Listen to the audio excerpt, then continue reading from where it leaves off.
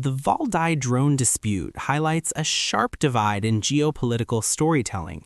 Russia alleges a massive state terrorism plot involving 91 Ukrainian drones targeting Vladimir Putin's residence, even going as far as publicly handing a drone controller to U.S. officials as physical proof. Conversely, U.S. intelligence and open source data report no evidence of an attack on the residence, suggesting the drones were likely targeting the Soltsy 2 military airbase or were part of a fabricated narrative.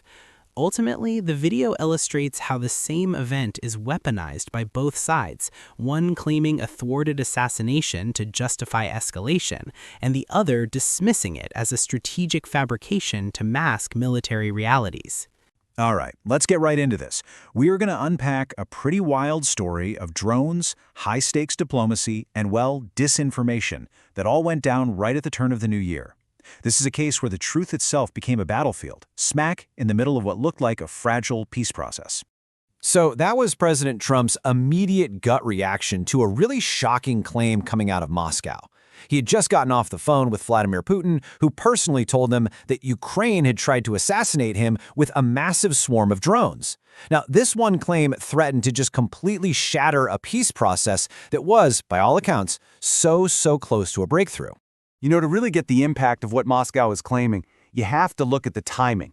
Because in diplomacy, timing isn't just a detail. It's pretty much everything. And this allegation, it landed like a bombshell, right in the middle of some very sensitive negotiations.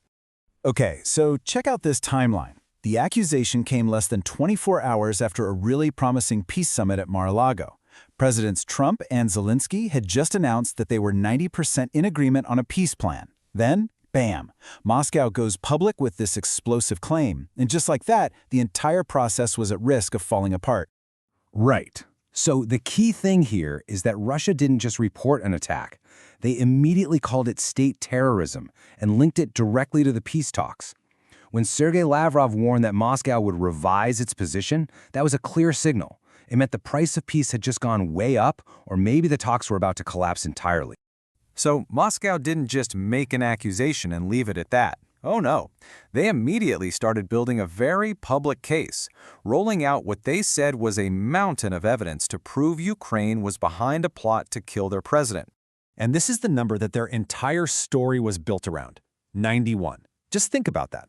They claimed Ukraine launched a coordinated attack with 91 long-range drones, all aimed at one of Putin's most private and heavily guarded homes in a place called Valdai. And to back this number up, Russia just threw everything at the wall. They put out a whole bunch of proof to try and paint this really comprehensive picture. They released maps with detailed flight paths, video of a drone just lying in the snow, testimony from an air defense commander, even a screen recording of a supposed shootdown. It was a full-court press, and it was absolutely designed to look undeniable. But here's where the story starts to get interesting. Almost as fast as Russia presented its case, it started to fall apart when people actually looked at it closely. You had independent analysts, journalists, and of course Ukrainian officials, who all started pointing out some really serious problems with the story. Yeah, the skepticism grew really fast. Outlets like Medusa immediately pointed out the, let's say, convenient timing of it all, suggesting the whole thing looked like it was specifically made up to sabotage the peace talks. And on the other side, Ukraine was completely denying it. President Zelensky did not mince words. He called it a total fabrication. He was basically saying, this wasn't a real event. It was a classic move from the Russian playbook of information warfare. He argued the whole story was just a pretext, a manufactured excuse for Russia to walk away from the table and escalate its own attacks. And this slide right here points to the biggest problem with Russia's story. For an attack this big, we're talking 91 drones supposedly being shot down. The silence was just deafening. There was no social media footage of air defenses firing, no local news reports of explosions, nothing.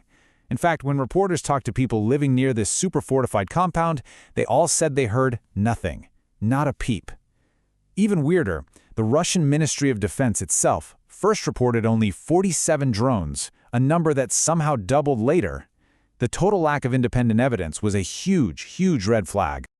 Okay, so now let's get to the real turning point in this story. This is where the whole narrative gets flipped on its head. And it all happened behind closed doors on New Year's Eve, when the American intelligence community weighed in. On December 31st, CIA Director John Ratcliffe went in to brief President Trump. And the story he told was a direct contradiction of what Putin had told the president just 2 days before. So you have Putin saying one thing, and now the CIA is saying something completely different. This briefing was about to dramatically change the American view of the whole thing. The CIA concluded that yes, a Ukrainian drone operation probably did happen that night.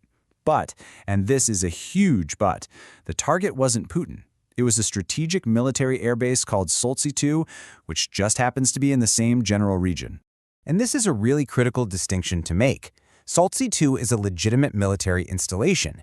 It houses the exact same long-range bombers that Russia uses to launch cruise missiles against Ukraine. So, according to U.S. intelligence, this wasn't an assassination attempt on a world leader, it was a conventional military strike against a valid military target. I mean, the contrast between the two stories is just stark.